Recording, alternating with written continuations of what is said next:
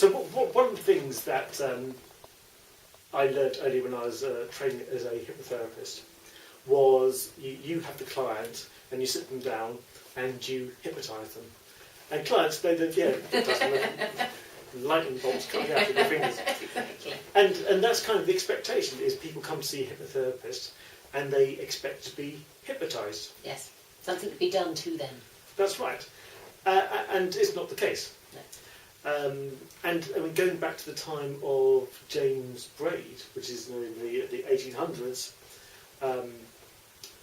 he first came up with the idea that hypnotism is, or all hypnosis is self-hypnosis, which means that the role of the therapist, the hypnotherapist, is not to do something to their client, not to put them into hypnosis, not to control them, but to lead them, to guide them, so To show them the way. To show them the way, so Yeah. they will go into hypnosis. Especially in early days when they're unaware of what happens and the sensations that they may notice.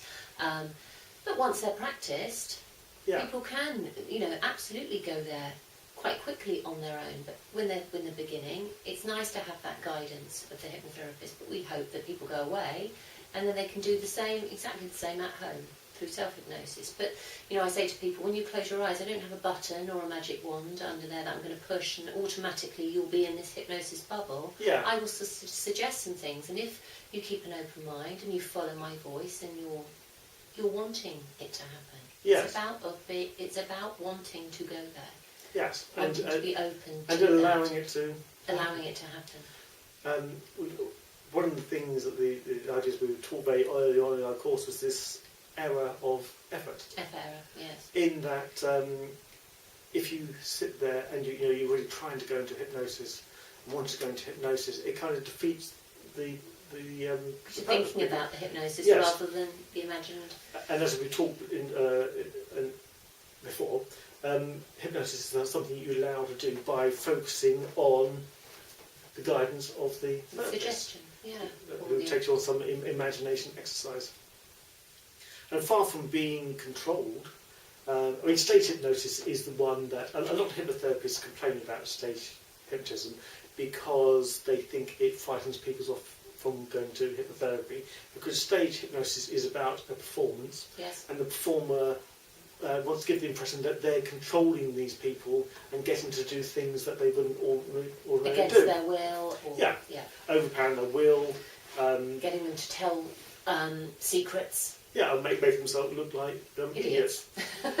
Where there's just a whole load of things going on in stage hypnosis. First of all, people go to a stage hypnosis show in some way we have given permission for that to happen just by There's turning an up. expectation, yes. That's right. And also stage hypnotists generally, they're quite cleverly at the start of the show they will ask for volunteers, and then they will do some tests to see who responds to them, who accepts their authority, who's willing to who recognises that they are part of the performance, which will overcome some of their normal inhibitions. Yes. And people who have some high level of natural ability. Natural Which ability, there are people in the, what did they say, 5%? Yes. Somnambulists, like sleepwalkers, that are very easily hypnotisable. Yes.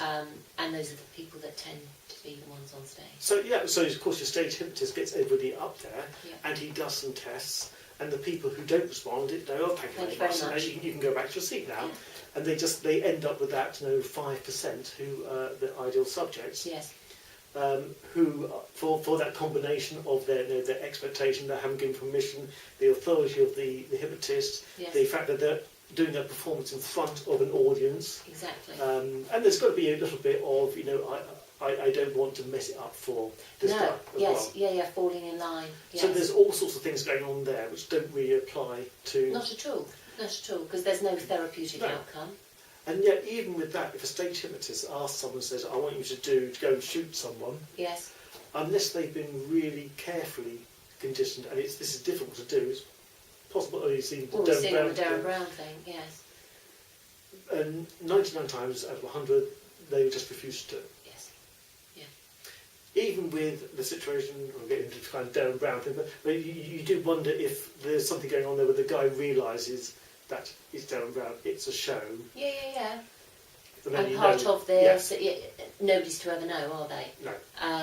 But certainly within what we do, the realms that we do, the client has total control at all times. And actually, at any stage, we always set up with clients a safe place. Yes.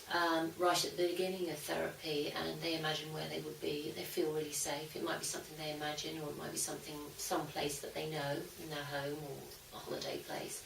And at any time during hypnosis, they feel uncomfortable. They can just say, "I'm going to my safe place." They can just go to their safe place. We always mention that. Yeah. So that's a safety measure in place for everybody. Yes. And let's remember that the whole purpose of hypnotherapy is to give somebody back control. So in therapeutic hypnosis, they're more in control. Yes.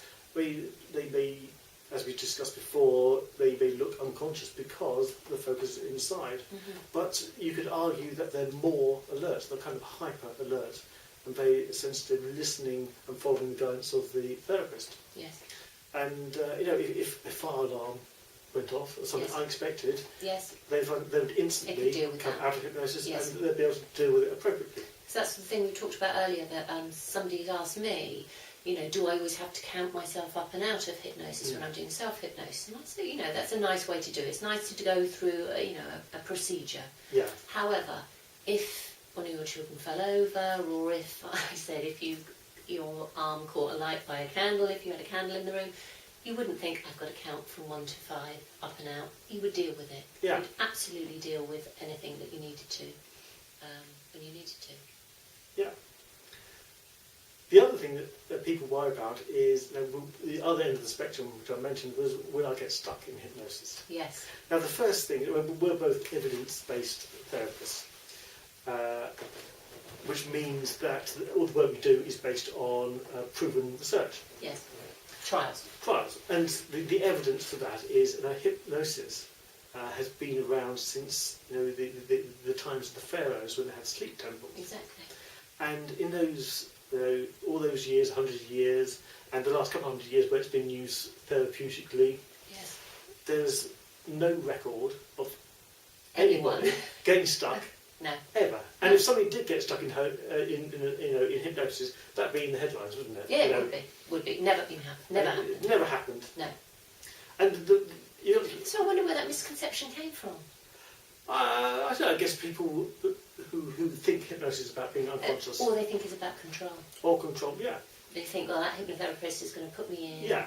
Into an unconscious state, and I won't be able to get out. That's right. Maybe that's the thing. People feel that they are stuck, yes, and under the power of somebody else. Yes. And absolutely, that's not yes, the case. I do. I mean, you might have seen this as well, where you get a client who's in control, and hypnosis is, particularly with somebody experienced for the first time, is a very pleasant, relaxing, warm, soft, fuzzy. I feel so relaxed, more relaxed than I've ever felt. Yeah. And somebody's got a stressful life. They think, I'm going to counter it out in the moment, says the therapist. Yes. And they're like, actually, please don't bring me back. So I do find that sometimes I'm going to counter it out, and I count them out, and they're no reaction at all. And they're not stuck. They decide to stay a little bit longer. Yeah. So they didn't want to. A bit of persuasion. Yes. So, hey, I'll teach you how to do this anytime you like, but for now we need to get on with your day, and I'll count them out a bit more, and out they come. Yes.